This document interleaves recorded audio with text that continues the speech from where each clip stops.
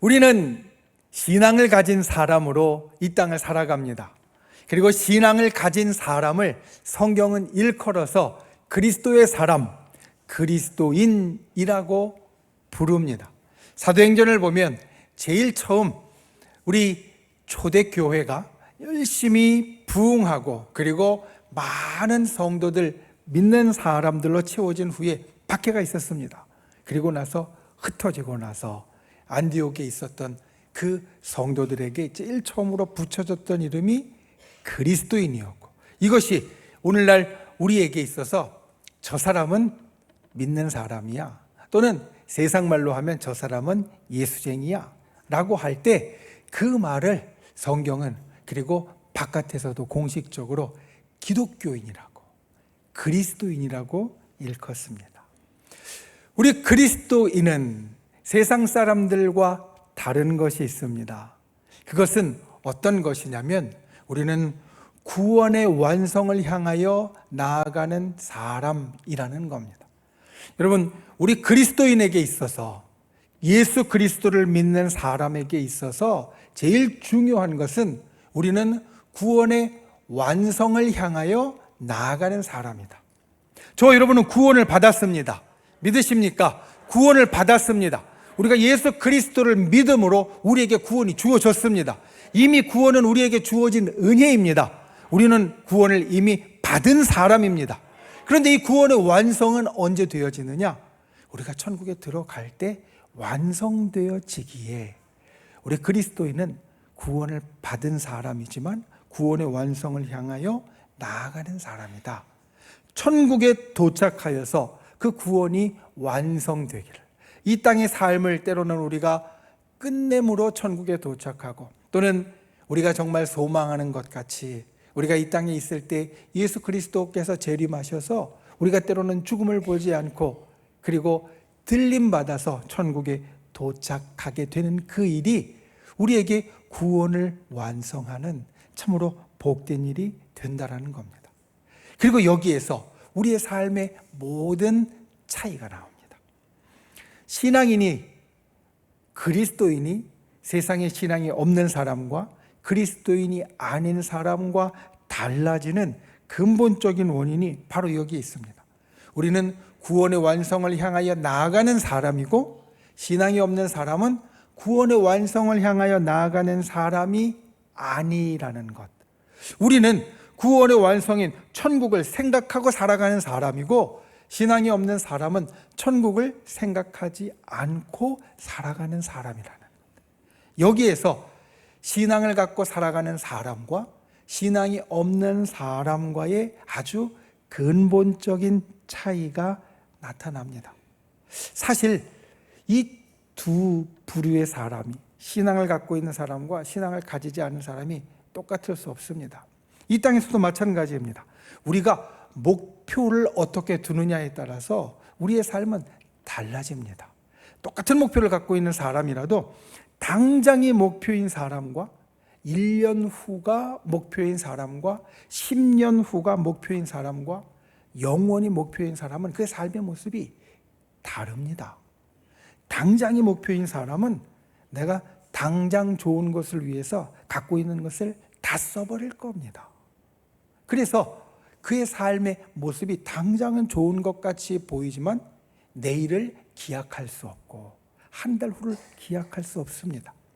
1년 후가 목표인 사람, 또는 2, 3년 후가 목표인 사람, 그 사람은 그 목표가 되는 1년 후 또는 2, 3년을 위해서 모든 것을 쏟을 겁니다.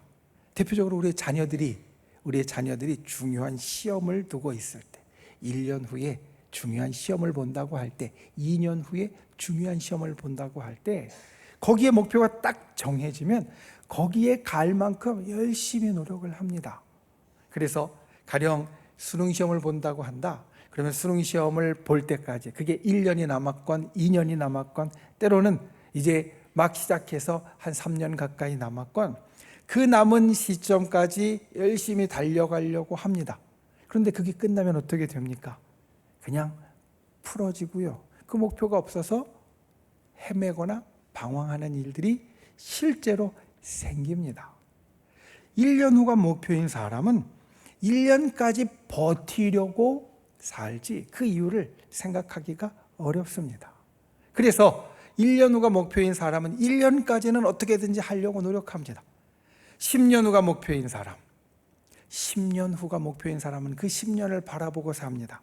10년 동안 내가 이런 것들을 해서 거기까지 가야지.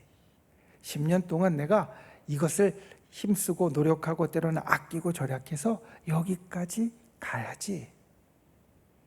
그래서 그 10년의 삶은 잘 살지 모르지만 10년이 지나면 그 삶이 또 헤맬 수밖에 없습니다. 그런데 영원히 목표인 사람, 우리같이 저 천국에 우리의 목표를 두고 그 천국에 영원의 목표를 둔 사람은 그 끝이 없습니다.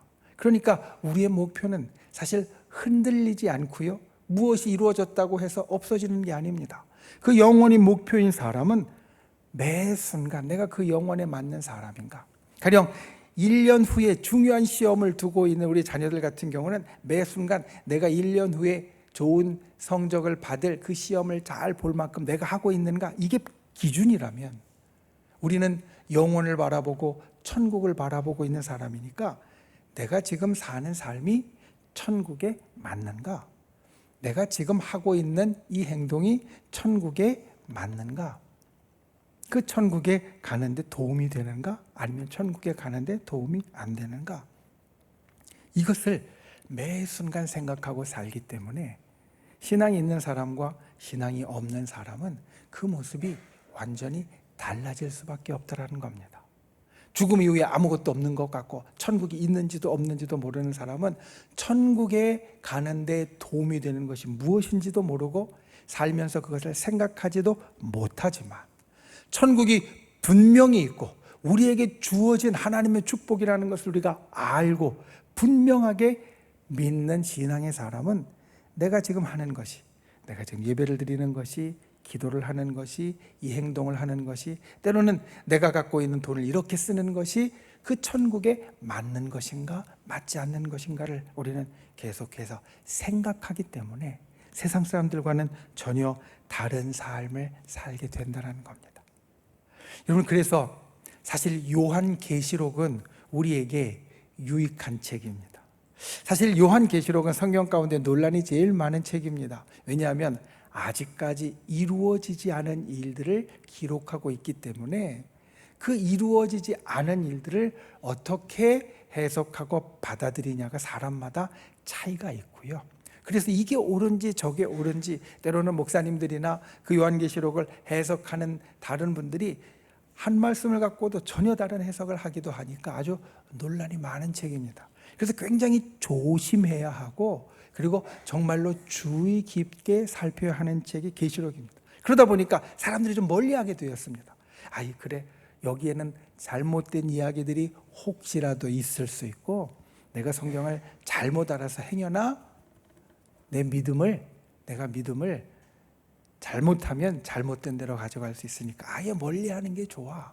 그래서 계시록 말씀을 어떻게 보면 지금 이 시대를 살아가는 사람들 가운데에서 좀 많이 멀리하고 꺼리고 다른 성경보다 가까이 하지 못하는 책이 되었다라는 겁니다. 계시록에 있다 보면 그 가운데는 때로 불편한 이야기들이 있습니다. 내가 지금 사는 것을 돌아보면서 내가 좀 불편하게 받아들일 것들이 있습니다. 그런데 때로는 잘 알지 못하는 것도 있고, 그리고 확실하지 않은 것도 있지만 우리가 그것을 보아야 하고, 그럼에도 불구하고 그 말씀을 묵상하고 가까이 가야 할 이유가 바로 거기에 있습니다. 그래도 계시록이 우리가 들어갈 천국의 모습을 성경에서 제일 많이, 제일 구체적으로 보여주는 책이니까. 그러니까 우리가 무엇에 목표를 두고 구원을 완성하는 저 천국의 목표를 두고 이 땅을 살아갈 때 내가 지금 행동하는 것이 거기에 맞는지 안 맞는지 살필 수 있는 책이기 때문에 먼 곳을 바라볼 수 있게 해주고 당장에서 우리의 눈을 들 수 있게 해주기 때문에 그 말씀이 우리에게 있어서 여전히 중요하고, 그리고 우리가 가까이 해야 할 책이 된다는 겁니다.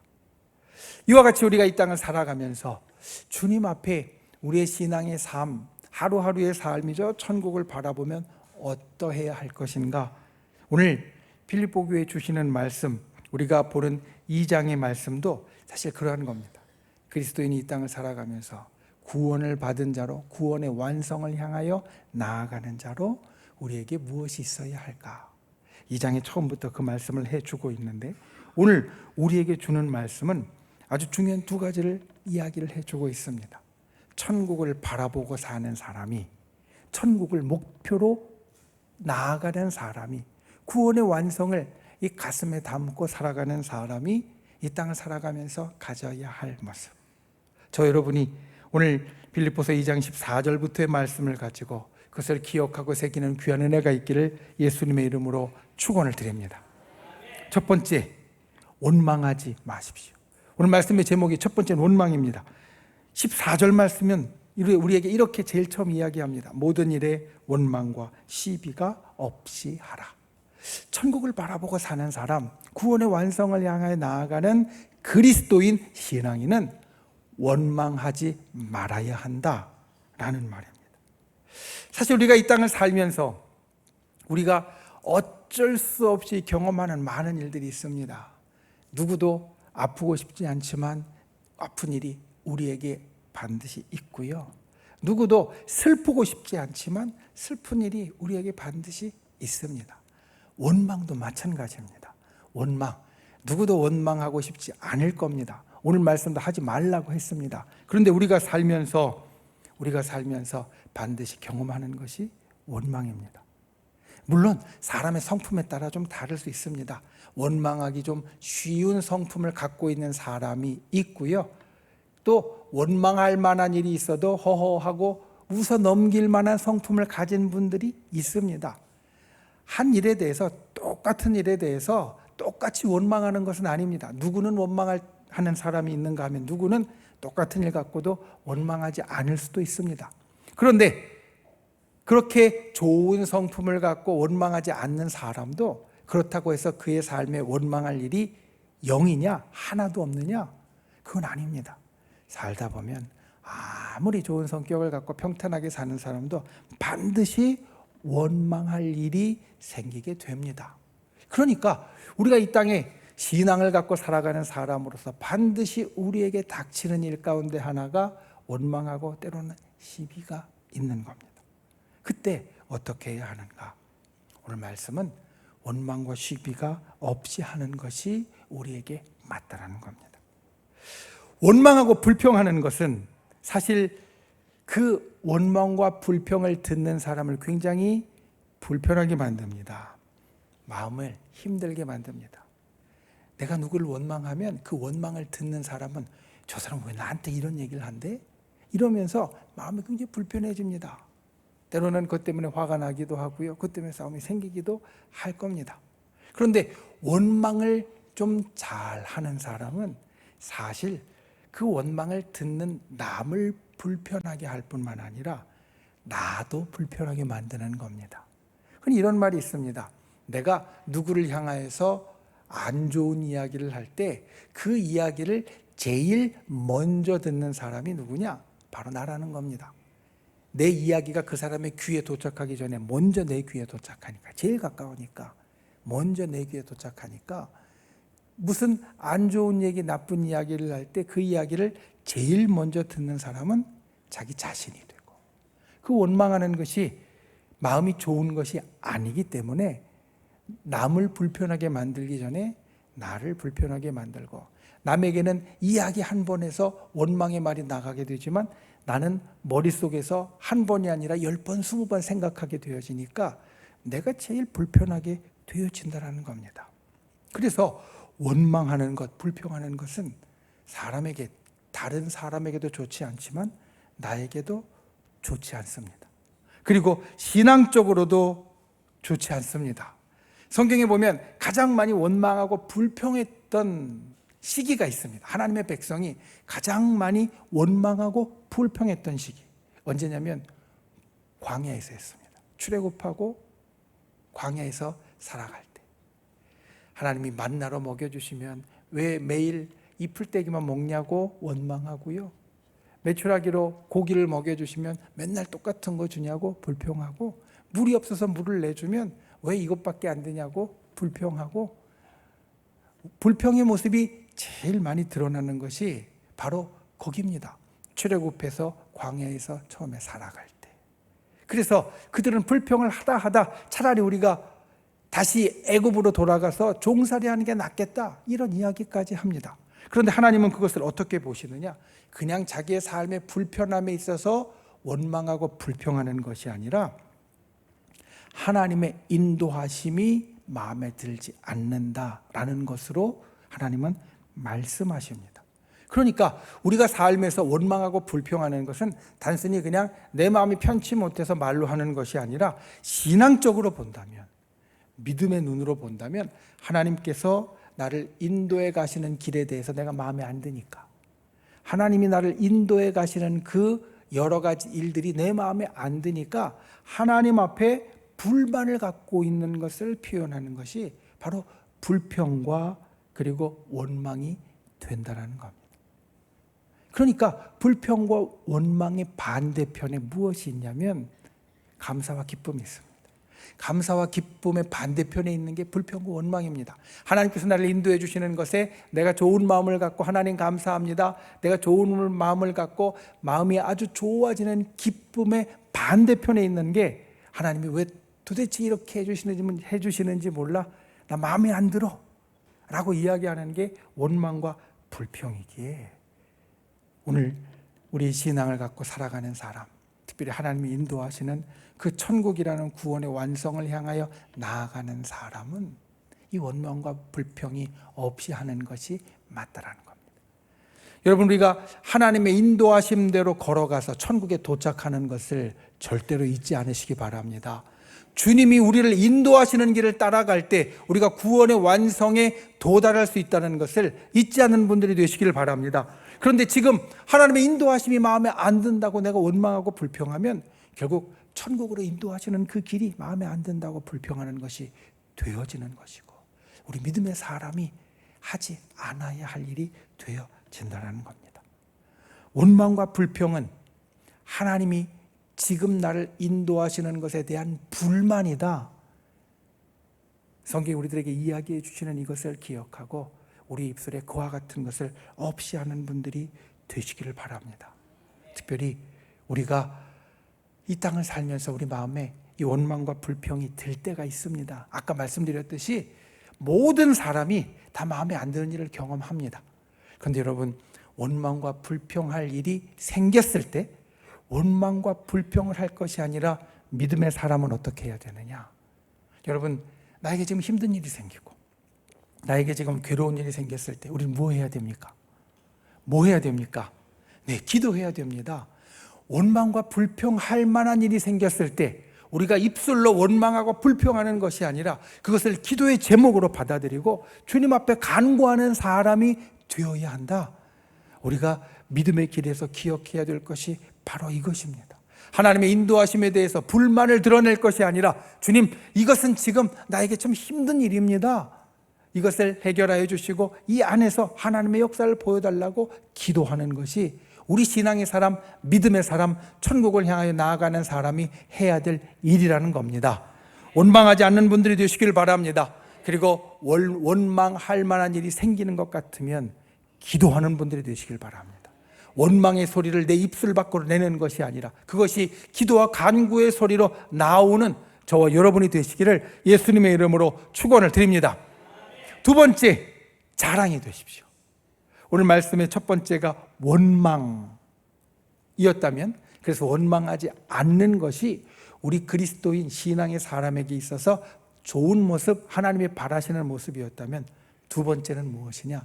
자랑인데 우리가 자랑이 되어야 한다는 겁니다.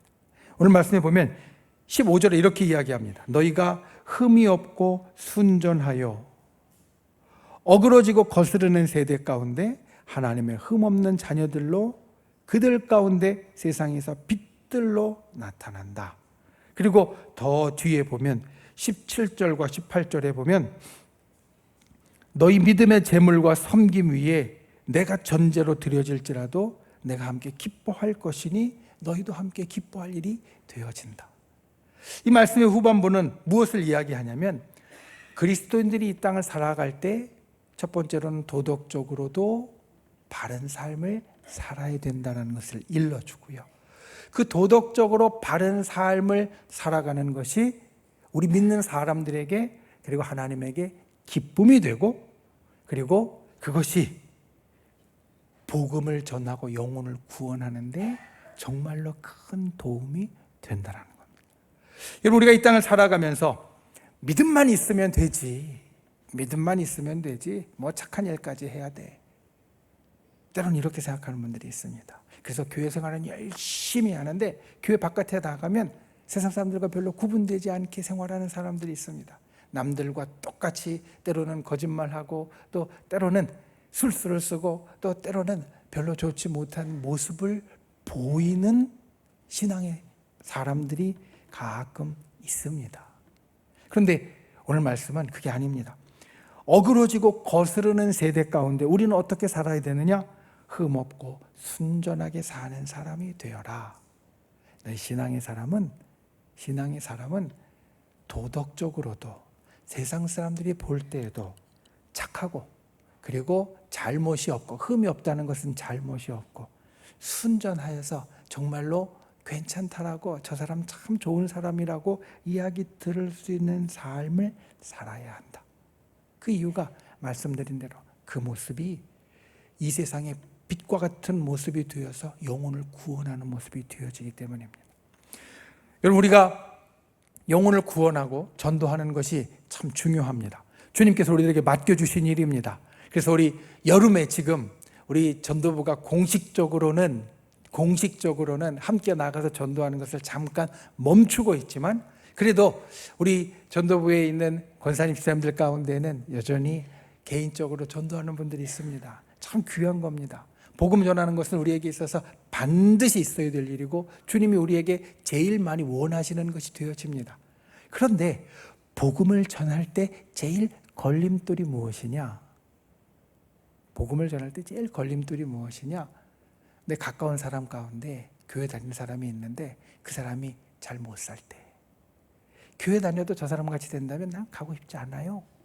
교회 다녀도 나 별 볼 일 없고 교회 다녀도 나쁜 사람들 많은데 내가 교회 왜 가냐고, 이런 마음 생각들이 복음 전하는 데 있어서 사실 아주 큰 걸림돌이 되는 걸 우리는 봅니다.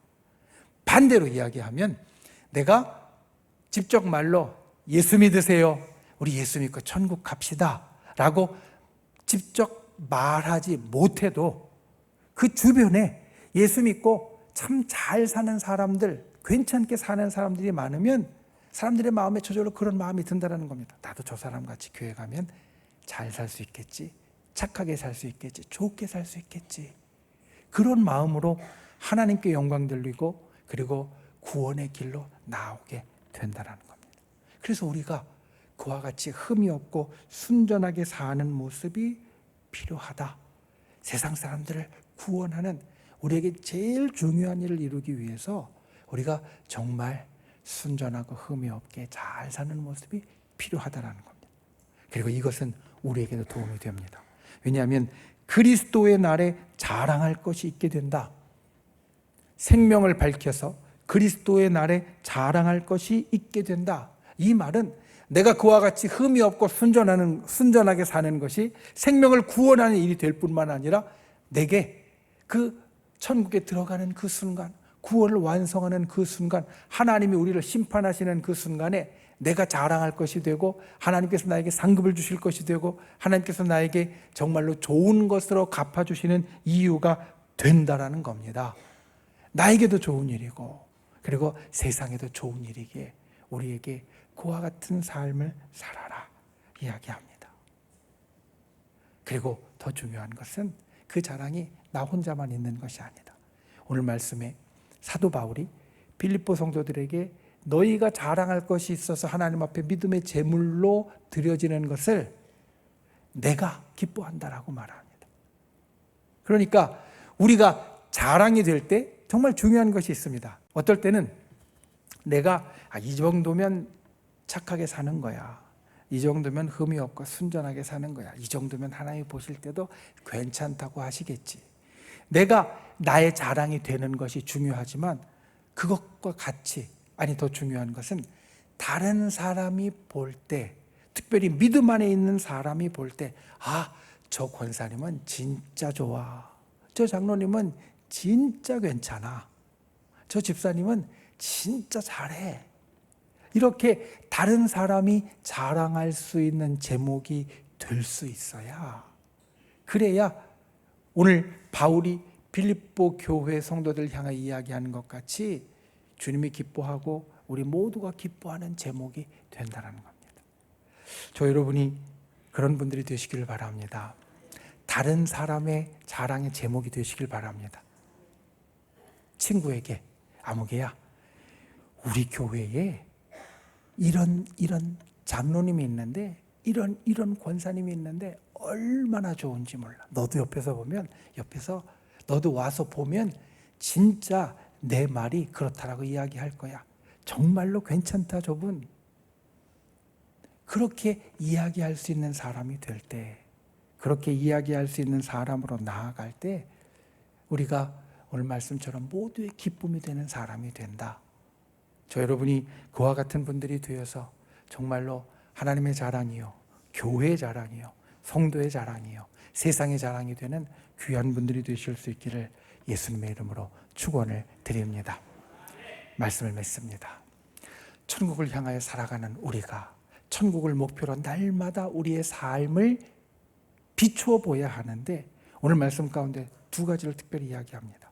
원망하지 말라. 원망은 하나님의 인도하심에 대한 불만이니까 원망하지 말고, 원망할 일이 있을 것 같으면 차라리 기도하는 사람이 되어라.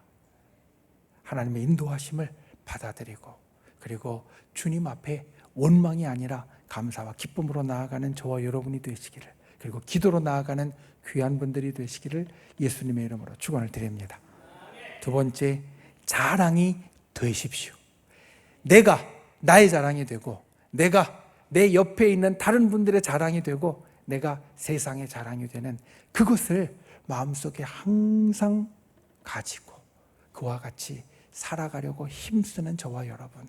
그래서 세상 사람들이 볼 때에도 저 사람 참 진국이라고, 참 좋다고 이야기 들을 수 있는 우리 모두가 될 수 있기를 예수님의 이름으로 축원을 드립니다. 기도하겠습니다. 참 좋으신 아버지 하나님, 우리로 주의 구원을 가진 자로, 또 천국을 향하여 날마다 나아가는 자로 만들어 주시니 감사를 드립니다. 주님, 우리가 그와 같은 신앙인 그리스도인의 삶을 살아가면서 날마다 원망하지 않는 자 되게 하여 주시옵소서. 하나님의 인도하심에 감사와 기쁨을 갖는 자 되게 하여 주시고, 때로 힘든 일이 있으면 기도하는 자 되게 하여 주시되, 원망과 불평은 우리 입술에서 떠나게 하여 주시옵소서. 그리고 자랑이 되는 자 되게 하여 주시옵소서. 나의 자랑이 되고, 성도의 자랑이 되고, 교회의 자랑이 되고, 하나님의 자랑이 되는 자 되게 우리를 붙잡아 주시옵소서. 예수님의 이름으로 간절히 기도하옵나이다. 아멘.